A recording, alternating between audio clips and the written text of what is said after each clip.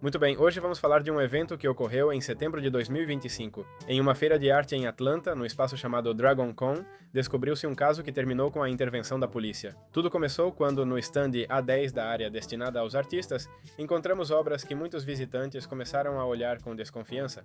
Várias pessoas comentavam que aquelas imagens pareciam geradas por inteligência artificial, e nesse stand aparecia o nome Oriana Jerez Art. A situação complicou-se quando alguns visitantes comunicaram suas suspeitas à organização e os responsáveis se aproximaram do local e pediram a quem atendia o stand que mostrasse algum registro do processo criativo. A resposta foi surpreendente. Mostraram um vídeo que também havia sido produzido com inteligência artificial e mesmo assim insistiram que tudo tinha sido feito manualmente.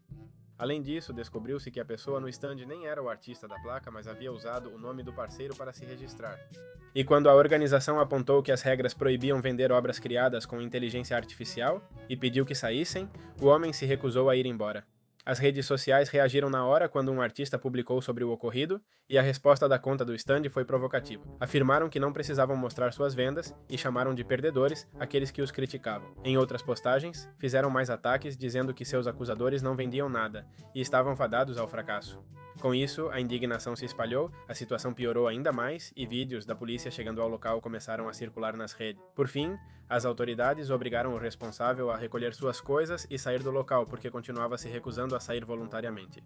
Com o espaço vazio, alguns participantes começaram a colocar mensagens na mesa, transformando o local num pequeno altar improvisado, indicando que a barraca foi removida por vender imagens geradas por inteligência artificial. O artista que tinha o stand ao lado relatou como tudo aconteceu desde o início. Durante a montagem, ele observou que o grupo do A10 era formado por 4 pessoas, 2 adultos e 2 mais jovens.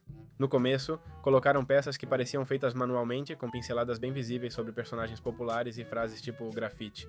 Não eram do seu gosto, mas pareciam ter sido feitas por alguém.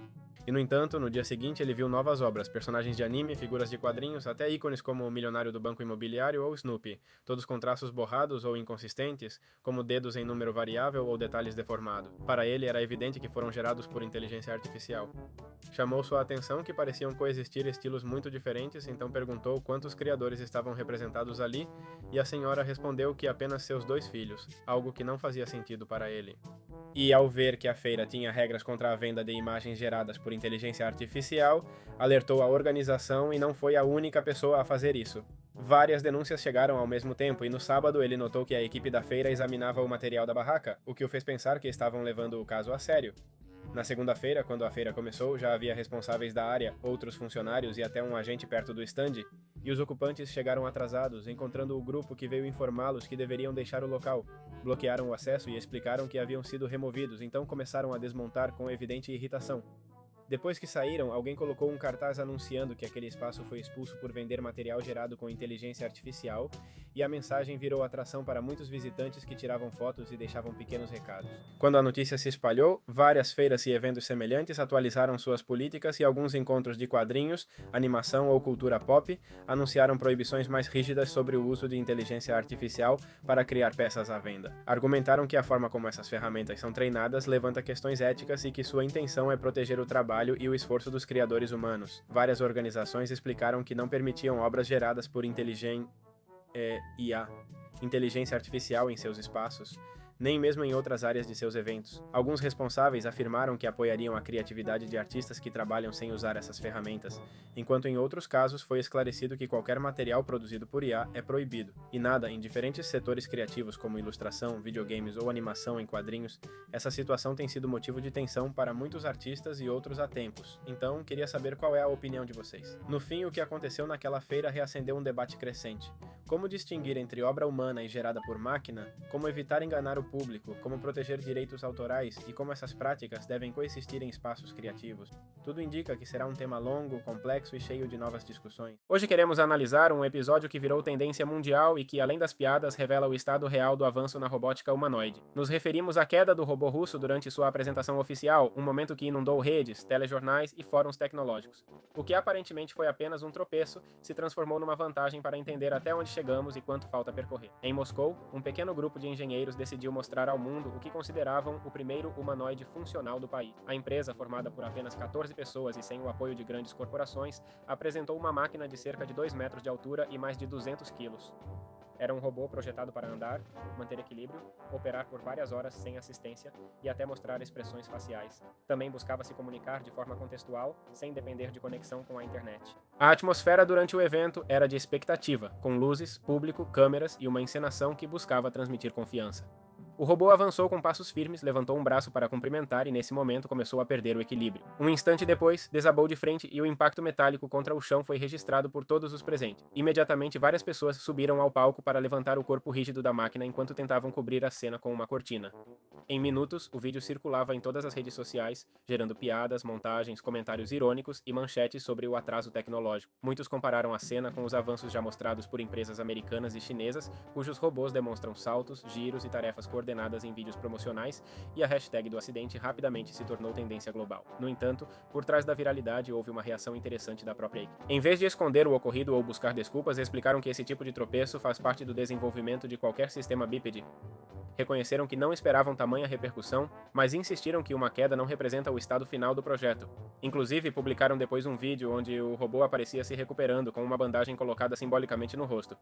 Para quem trabalha com robótica, o equilíbrio dinâmico é um dos desafios mais difíceis, e caminhar envolve reajustar a posição do corpo a cada instante, interpretar o ambiente, reagir a mudanças de iluminação, atrito ou peso, e coordenar sensores e motores com extrema precisão. Qualquer desajuste na calibração, um movimento inesperado ou um cálculo impreciso pode causar exatamente o que vimos no palco.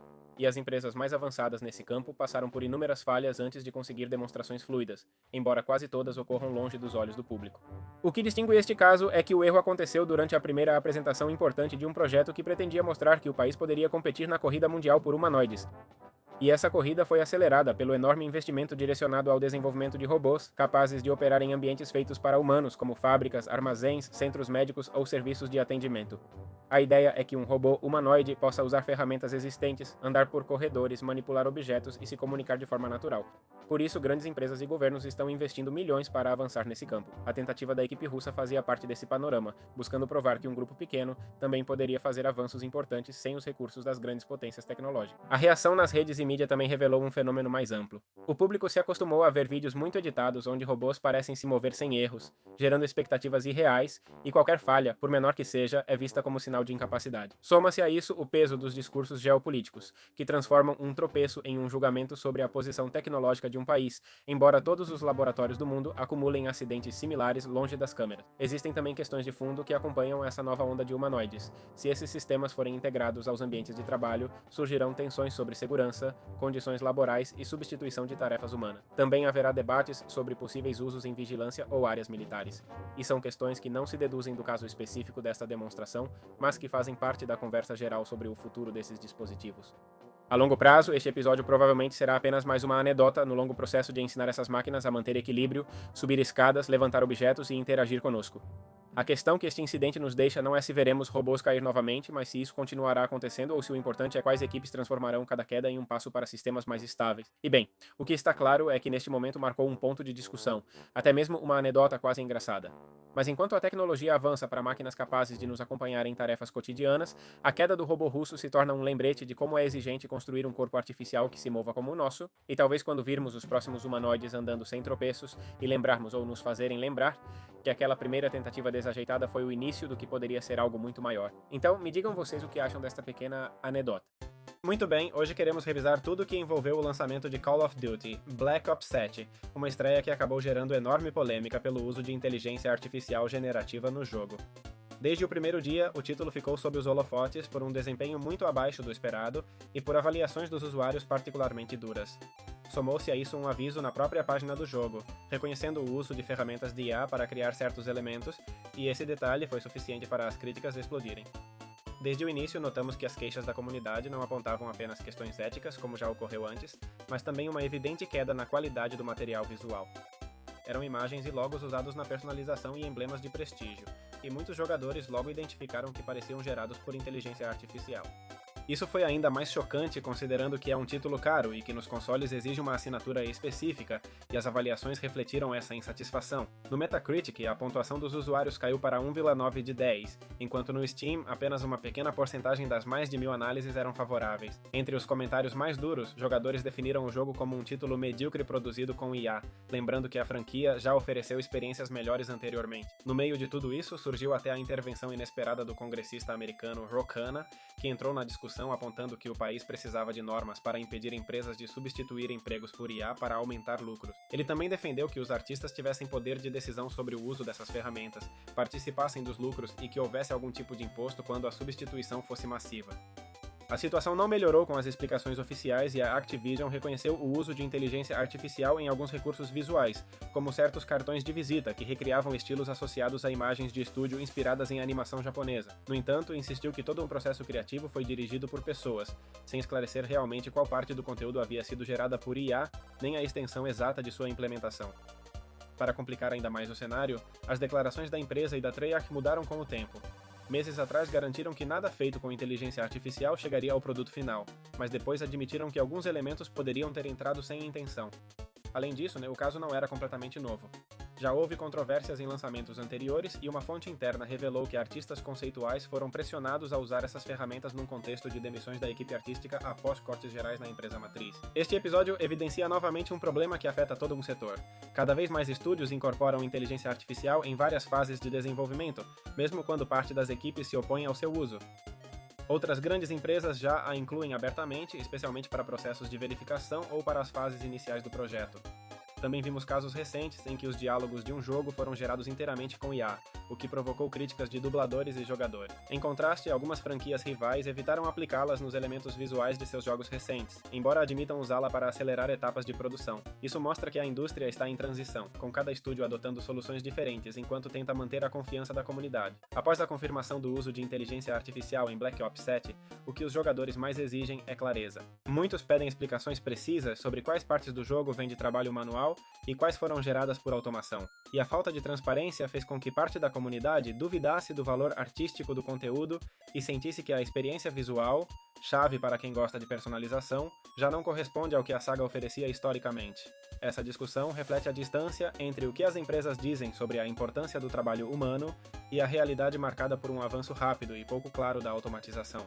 Até que existam informações verificáveis e um diálogo mais direto com os jogadores, é provável que o debate sobre o uso da inteligência artificial continue central na conversa sobre o futuro dos videogames, especialmente numa franquia tão influente. Então me digam vocês o que acham e nos vemos em futuros vídeos.